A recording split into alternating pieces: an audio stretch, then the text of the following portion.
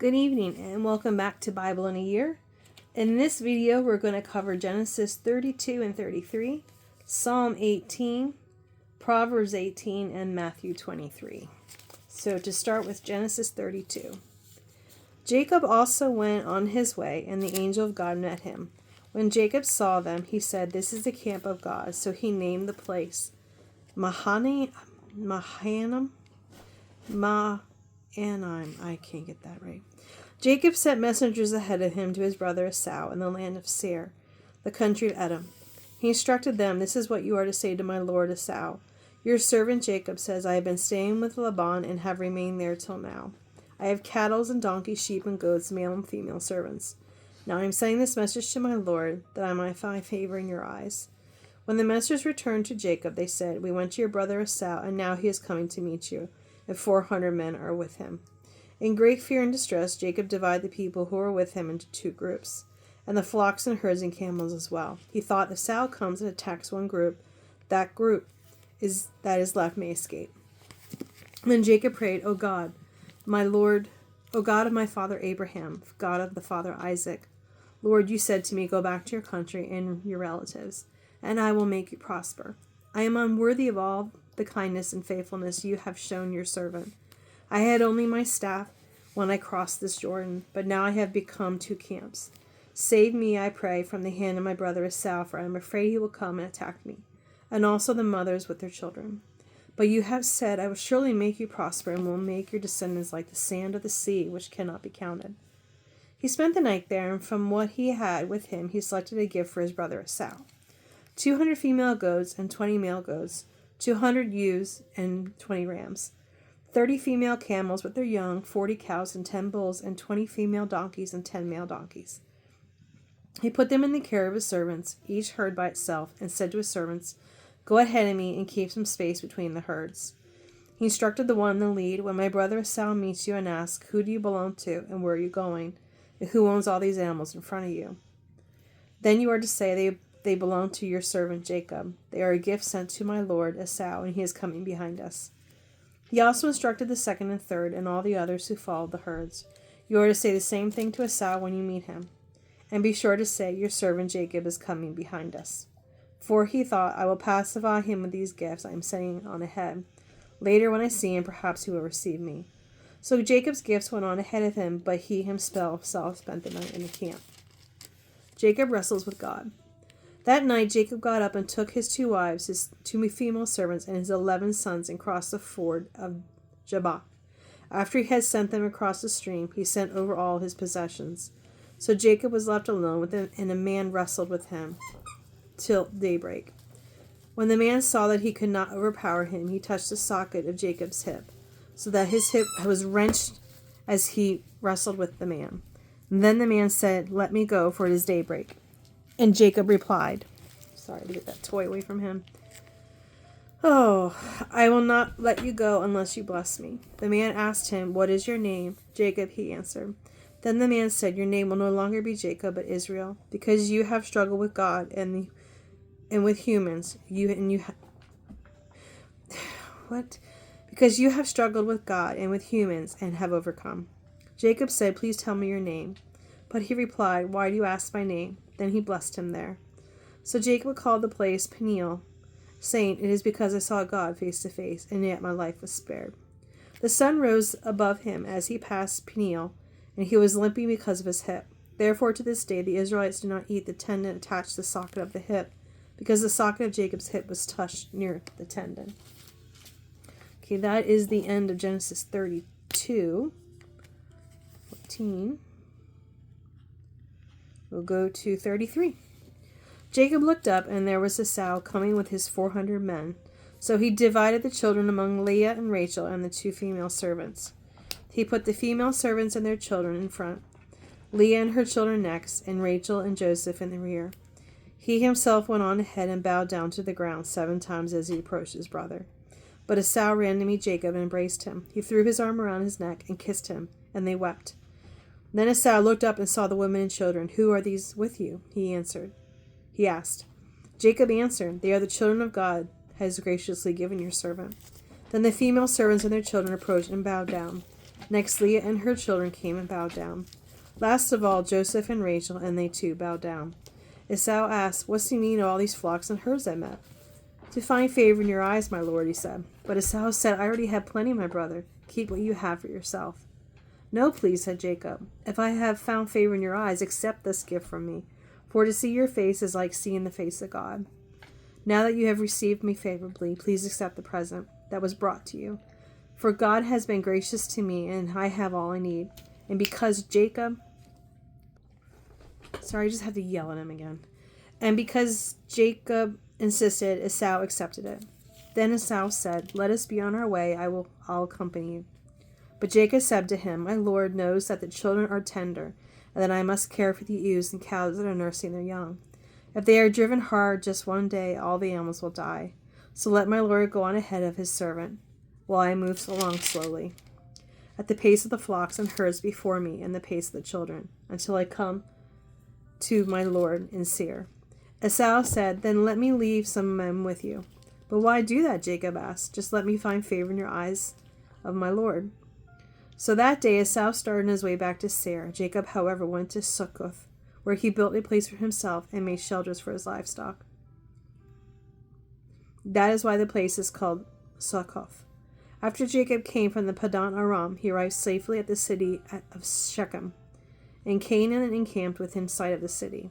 For 400 pieces of silver he bought from the sons of Hamor, the father of Shechem, the plot of ground where he pitched his tent.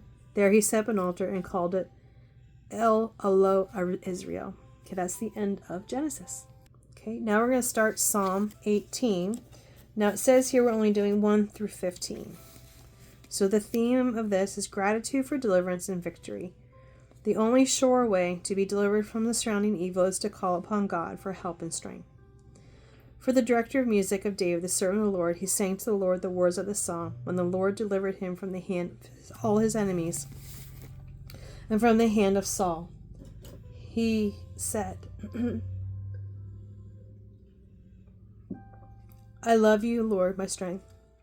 The Lord is my rock, my fortress, and my deliverer. My God is my rock, in whom I take refuge, my shield and the horn of my salvation, my stronghold. I called the Lord, who is worthy of praise, and I have been saved from my enemies. The cords of death entangle me, the torrents of destruction overwhelm me. The cords of the grave coiled around me, the snares of death confronted me. In my distress I called the Lord, I cried to my God for help. From his temple he heard my voice, and my cry came before him into his ears. The earth trembled and quaked, and the foundations of the mountains shook. They trembled because he was angry. Smoke rose from his nostrils. Consuming fire came from his mouth. Burning coals blazed out of it. He parted the heavens and came down. Dark clouds were under his feet. He mounted the cherubim and flew. He soared on the wings of the wind. He made darkness his covering, his canopy around him. The dark rain clouds of the sky, out of the brightness of his presence, cloud advanced, with hailstones and bolts of lightning. The Lord thundered from heaven. The voice of the Most High resounded. He shot his arrows and scattered the enemy. With great bolts of lightning he routed them. The valleys of the sea were exposed. The foundations of the earth lay bare at your rebuke, Lord, at the blast of your breath from your nostrils. So that is the end of Psalm today. I'm going to pause again. Now we're going to start Proverbs 18. An unfriendly person pursues selfish ends, and against all sound judgment starts quarrels. Fools find no pleasure in understanding, but delight in airing their own opinions. When wickedness comes, so does contempt, and the shame comes reproach. The words of the mouth are deep waters, and the fountain of wisdom is a rushing stream. It is not good to be partial to the wicked, and so deprive of the innocent of justice. The lips of fools bring them strife, and their mouths invite a beating. The mouths of fools are their undoing, and their lips are a snare to their very lives. The words of gossip are like choice morsels. They go down to the inmost parts. One who is slack in his work is brother to one who destroys. The name of the Lord is a fortified tower. The righteous run to it and are safe. The wealth of the rich is their fortified city. The image it a wall too high to scale. Before a downfall, the heart is haughty, but humility comes before honor. The answer before listening, that is folly and shame. The human spirit can endure its sickness, but a crushed spirit who can bear? The heart of the discerning acquires knowledge, for the ears of the wise seek it out. A gift opens the way and ushers the giver into the presence of the great. In a lawsuit, the first to speak seems right, until someone comes forward and cross-examines. Casting the lot settles dispute, and keeps strong opponents apart. A brother wronged is more unyielding than a fortified city. Disputes are like the barred gates of a citadel. From the fruit of their mouth a person's stomach is filled, with the harvest of their lips they are satisfied. The tongue has the power of life and death, and those who love it will eat its fruit. He who finds a wife finds what is good, and receives favor from the Lord. The poor plead for mercy, and the rich answer harshly. One who has unreliable friends soon comes to ruin, but there is a friend who sticks closer than a brother. That is the end of Proverbs. Now the start of Matthew 23. Jesus warns against the religious leaders. Then Jesus said to the crowd and to his disciples, "The teacher of the law and the Pharisees sit at Moses' seat. So you must be careful to everything they tell you, but do not do what they do, for they do not practice what they preach. They tie up heavy, cumbersome loads and put them on their other people's shoulders, but they themselves are not willing to lift a finger to move them. Everything they do is done for people to see. They make their phylacteries wide and the tassels of their garments long. They love the place of honor at banquets and the most important seats in the synagogues. They love to be greeted with respect in the marketplace and to be called rabbi by others. But you are not to be called rabbi, for you have one teacher, and you are all brothers. And do not call anyone on earth father, for you have one Father, and he is in heaven. Nor are you to be called instructors, for you have one instructor, the Messiah. The greatest among you will be your servant. For those who exalt themselves will be humbled, and those who humble themselves will be exalted. Woe to you, teachers of the law and Pharisees, you hypocrites! You shut the door of the kingdom of heaven in people's faces. You yourselves do not enter, nor will you let those who enter who are trying to. Woe to you, teachers of the law and Pharisees, you hypocrites! You travel over land and sea to win a single convert. And when you have succeeded, you make them twice as much a child of hell as you are. Woe to you, blind guides! You say, if anyone swears by the temple, it means nothing. But anyone who swears by the gold of the temple is bound by that oath. You blind fools, which is greater, the gold or the temple that makes the gold sacred? You may also say, if anyone swears by the altar, it means nothing. But anyone who swears by the gift of the altar is bound by that oath. You blind men, which is greater, the gift or the altar that makes the gift sacred? Therefore, anyone who swears by the altar swears by it and everything on it. And anyone who swears by the temple swears by it and by the one who dwells in it. And anyone who swears by heaven swears by God's throne and by the one who sits on it. Woe to you, teachers of the law and Pharisees, you hypocrites! You give a tenth of your spices, mint, dill, and cumin, but you have neglected the more important matters of the law, justice, mercy, and faithfulness. You should have practiced the latter without neglecting the former. You blind guides, you strain out a gnat but swallow a camel. Woe to you, teachers of the law and Pharisees, you hypocrites! You clean the outside of the cup and dish, but inside they are full of greed and self-indulgence. Blind Pharisee, first clean the inside of the cup and dish, and then the outside also will be clean. Woe to you, teacher of the law and Pharisees, you hypocrites! You are like whitewashed tombs, which look beautiful on the outside, but on the inside are full of the bones of the dead and everything unclean. In the same way, on the outside you appear to people as righteous, but on the inside you are full of hypocrisy and wickedness. Woe to you, teachers of the law and Pharisees, you hypocrites! You build tombs for the prophets and decorate the graves of the righteous. And you say, if we had lived in the days of our ancestors, we would not have taken part with them in shedding the blood of the prophets. So you testify against yourselves that you are descendants of those who murdered the prophets. Go ahead then and complete what your ancestors started. You snakes, you brood of vipers, how will you escape being condemned to hell? Therefore I am sending you prophets and sages and teachers. Some of them you will kill and crucify.